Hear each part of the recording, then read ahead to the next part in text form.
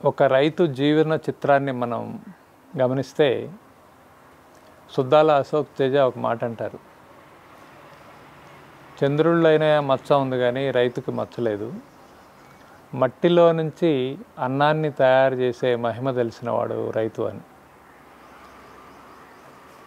ఎంతో వ్యయ ప్రయాసాలు కోర్చి ప్రకృతితో కలిసి పనిచేసి ఈ ప్రకృతి ఇచ్చినటువంటి ఆహారాన్ని నైవేద్యంగా, ప్రసాదంగా, దైవంగా భావించి ఆ ఆహారంలో భూమిలో ఉన్నటువంటి ఒక చిన్న పురుగు దగ్గర నుంచి ఆకాశంలో ఉండే పక్షి వరకు అందరూ వాటాదారులుగా భావించి ఇదేదో నాది, నేను, నా వల్లనే అయింది అనుకోకుండా ఈ యొక్క సమిష్టి, ఇది ఒక పంట పండిందంటే దానిలో భూమి పాత్ర, నీళ్ల పాత్ర, గాలి పాత్ర, పశువుల పాత్ర, దానికి ఉపయోగించినటువంటి వస్తువుల పాత్ర, దానిలో పాల్గొన్నటువంటి మనుషుల పాత్ర, మనం ఇచ్చినటువంటి ఎరువు పాత్ర, వీటన్నిటి పాత్ర ఉంటుంది. కాబట్టి భారతదేశంలో అందుకనే వ్యవసాయ వృత్తిని అత్యంత గొప్ప వృత్తిగా చూస్తారు.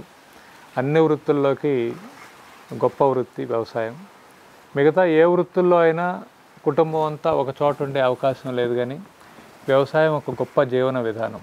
భార్య, భర్త, పిల్లలు, మన పక్కన వాళ్ళు, మన స్నేహితులు అందరం కలిసి ఒక చోట ఉండి చేసుకోగలిగిన ఒకే ఒక వృత్తి వ్యవసాయం.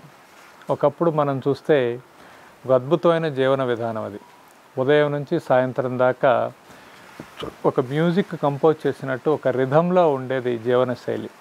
ఉదయాన్నే సూర్యుడి కన్నా ముందు లేచి లెగవగానే సూర్యుడికి దండం పెట్టుకొని పశువుల దగ్గర శుభ్రం చేసేసుకొని పాలు తీసేసుకొని పొలానికి వెళ్ళి పొలం అంతా ఆ రోజు ఉన్నటువంటి పొలం పనులు చూసుకొని, పొలం పని చేసేటప్పుడు కూడా అందరూ సరదాగా మాట్లాడుకుంటూ కలిసి పని చేసుకొని, ఆడుతూ పాడుతూ పని చేస్తుంటే అలుపు సొల్పేమున్నది అనుకుంటూ సరదాగా పని చేసుకొని పెందలాడే ఇంటికొచ్చి గూట్లో దీపం నోట్లో ముద్ద అన్నట్టుగా పెందలాడే సూర్యాస్తమయం కాగానే ప్రకృతిలోని అన్ని జీవులతో పాటు వాళ్ళు కూడా విశ్రమించి సరదాగా కాస్త ఆటాపాట కాసేపు మాట్లాడుకొని, అంటే అంతకన్నా గొప్ప సౌందర్యమైనటువంటి జీవనం ఏం లేదు.